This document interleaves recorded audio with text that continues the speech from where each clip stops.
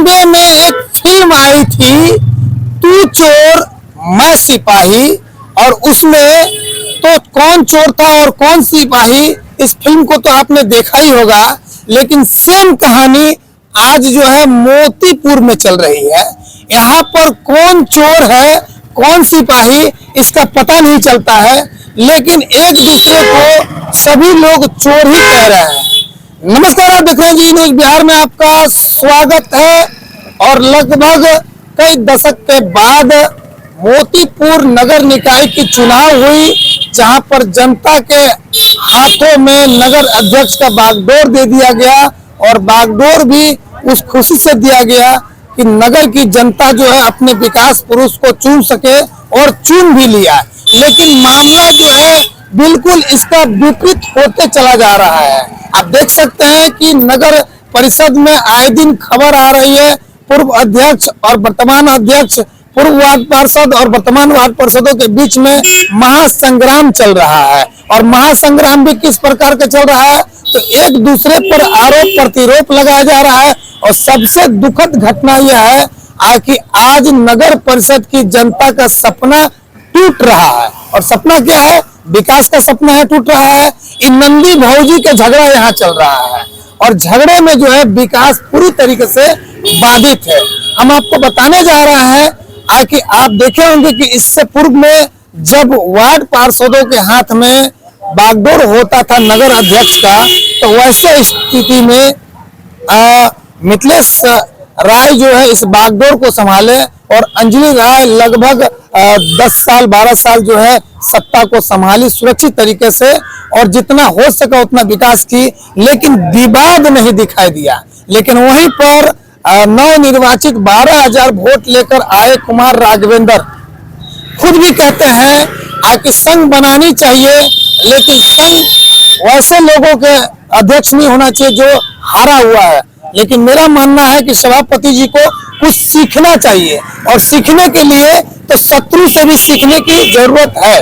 और जरूरत क्या है तो मैं आपको खुलकर बताने जा रहा हूं। जरूरत यह है कि आप नगर सभापति हैं और 12,000 वोट लेकर आप जीत कर आए हैं, लेकिन इसके साथ लगभग 26 वार्ड भी अपना अपना वोट लेकर जीत कर आया है, और 5 वार्ड पार्षद आपके समर्थन में है, 21 वार्ड पार्षद आपके विरोध में है। और आप ये जान सकते हैं कि आप जीत कर भी हार रहे हैं, और हारे हुए एक वार्ड पार्षद हार कर भी जीत रहा है। इस सारे वार्ड पार्षदों को अपने बस में करके रखा है, और कहीं ना कहीं इसी बस के कारण जो है आपकी बस जो है जाम हो चुकी है। और आप पर जो है आरोप लग रहा है कि आप वार्ड पार्षदों को धमका रहे हैं, और सबसे बड़ी बात तो यह है कि आपके दाहिना हाथ जिसको बोलते हैं उप सभापति, वो अभी आपसे परेशान हो चुके हैं। बड़ी बात है कि हमारे सभापति द्वारा जो लेटर दिया गया कि विभागीय काम नहीं हो, सब टेंडर हो। आज से 1.5 साल पहले टेंडर के फॉर्म 12 नंबर वार्ड में जो सबसे पहले मेला रोड जो है मोतीपुर का लाइफ लाइन है, उसका निविदा 1.5 साल पहले जो फर्स्ट मीटिंग हुआ बोर्ड में वही लिया गया। आज तक टेंडर से काम नहीं।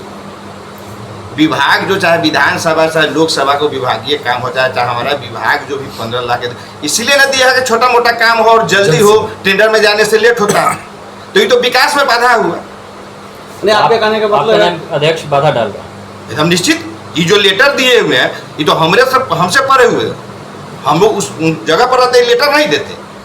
अरे भाई टेंडर का अलग है, टेंडर का काम अलग होगा, विभागीय काम अलग होता है। इसका मतलब सरकार नियम गलत बनाए हुए है ना, सरकार से बड़ा। अब टेंडर जब मोतीपुर का ही लेते हैं, 1.5 साल पहले योजना लिया गया, आज तक टेंडर से काम नहीं हुआ। जो मेला रोड देख रहे हैं, फर्स्ट मीटिंग में वो हुआ, काहे नहीं टेंडर हुआ, काहे नहीं काम हुआ?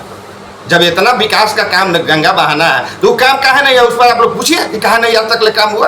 क्या कहते हैं मनीष सिंह, हमारी पूरी वीडियो को देखिए, और क्या कहते हैं सभापति, इनके बयान को भी देखिए।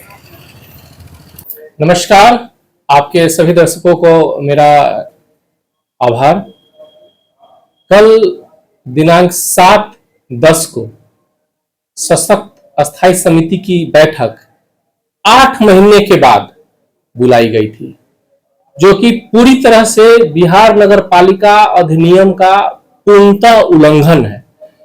बिहार नगर पालिका सशक्त अस्थायी समिति के कार्यान्वयन जो है उसमें साफ साफ लिखा है कि एक महीने में 2 मीटिंग को बुलाना जरूरी है, लेकिन पिछले 8 महीने से कोई मीटिंग नहीं बुलाई जा रही थी। बार बार चिट्ठी देने पे भी जो कार्यपालक पदाधिकारी है वो सशक्त अस्थायी समिति की मीटिंग नहीं बुला रहे थे।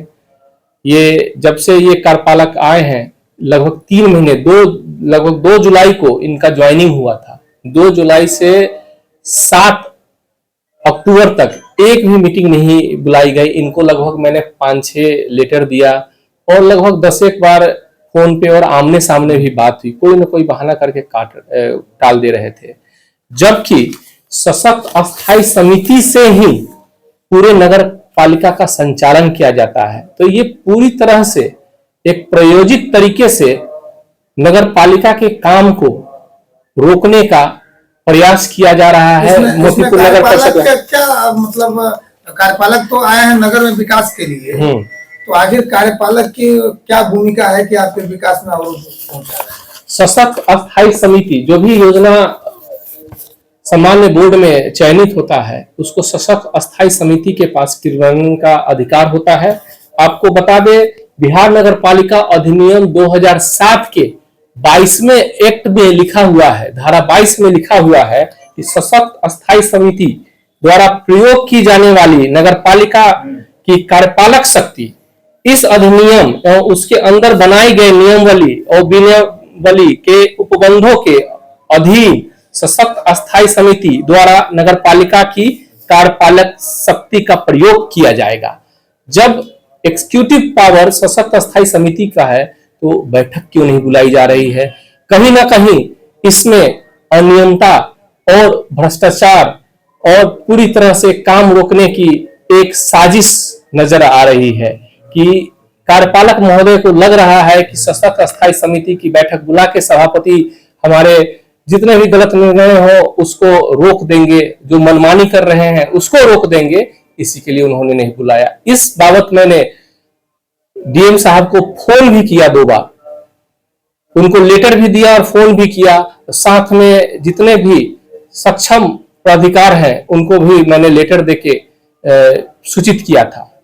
उसके बाद ये डेट निकाला उन्होंने, 30 तारीख के डेट में लेटर निकाला, लेकिन असली सही में हम लोग को 3 तारीख को दिया गया। 3 तारीख को लेटर मिला, 7 तारीख को मीटिंग हुआ और मीटिंग में जब कार्यवाही चल रही थी, कार्यवाही के दौरान काफी डिस्कशन हुआ, काफी चर्चाएं हुई। उसके दौरान कार्यपालक महोदय तैस में आके, और आपको मैं बता दूं कि मेरे सशक्त समिति में मैंने बिहार सरकार के जो महिलाओं को अधिकार देने का जो वो चल रहा है उसी को पालन करते हुए 3 मेंबर मैंने महिला मेंबर रखा हुआ है। नगर पालिका का जो लोकल बॉडी के लिए 50% रिजर्वेशन है तो मैंने 100% रिजर्वेशन महिला को दिया है। तो तीनों महिलाओं के सामने अपशब्द और तैस में चिल्लाते हुए मीटिंग छोड़ के बाहर चले गए और साथ में जो भी कर्मचारी नगर निकाय के कर्मचारी थे उनको भी नौकरी खाने का धमकी देते हुए उनको भी साथ ले जाने की कोशिश की और ये बोल के गए कि नगर निगम में जो भी काम करता है वो मेरे अधीनस्थ है। मैं बताना चाहूंगा कि हाँ, आप सही बोल रहे हैं कि वो अधीनस्थ हैं, लेकिन नगर निकाय के सभी कर्मचारियों का जो नियमावली है, जो नगर पालिका अधिनियम 2010 में सशक्त समिति के लिए जो बनाया गया है, कार्य संचालन के लिए बनाया गया है, उसमें साफ साफ लिखा हुआ है उसके धारा 10 में कि जितने भी नगर कर्मी हैं उनका नियुक्ति, पदोन्नति, लाभ, हस्तांतरण, अनुशासनिक कार्रवाई सिर्फ सशक्त को ही अधिकार है, किसी कार्यपालक को कोई अधिकार नहीं है।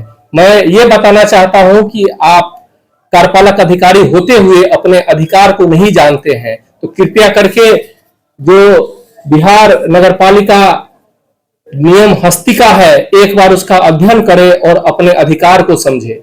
और जिस प्रकार से आपने कानून का उल्लंघन किया है, पिछले 3 महीने में एक भी मीटिंग नहीं बुलाया है, उसके लिए इनके खिलाफ मैंने जांच की मांग की है और मैंने प्रधान सचिव को भी लिखा है और समय आने पे मैं उनसे जब टाइम मिल जाएगा तो उनसे मुलाकात भी करूंगा। किसके इशारे पे काम कर रहे हैं? ये पूरी तरह से यहाँ पे आए ही है विकास रोकने के लिए। इनका किसी के तो इशारे पे रोक रहे हैं। इनका स्थानांतरण किसी ने जानबूझ के, जो आपको मैं बताया कि यहाँ के जो कुछ जनप्रतिनिधि हैं, बड़े जनप्रतिनिधि हैं, उन्होंने इनको यहाँ पे लाया है कि यहाँ आके विकास में बाधा बने, यहाँ काम नहीं करे, यहाँ की राजनीति करे, वार्ड पार्षदों के साथ बैठ के राजनीति करे, उनको उल्टा पुल्टा समझाए।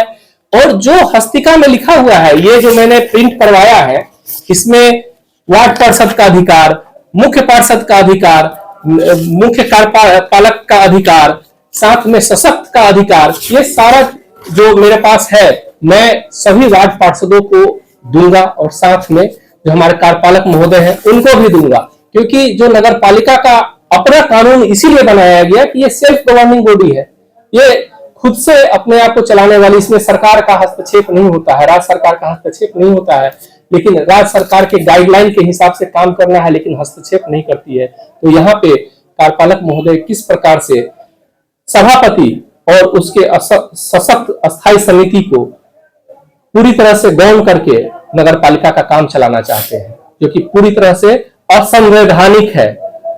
इसमें अनियमितता और वित्तीय अनियमितता की भी बू आती है। दोनों लोगों का बयान को सुन लिया। मैं दर्शकों से कहूंगा कि आप इस खबर को अधिक से अधिक शेयर करें, और क्या इस स्थिति में नगर का विकास हो पाएगा, एक लाइन कमेंट में जरूर लिखें।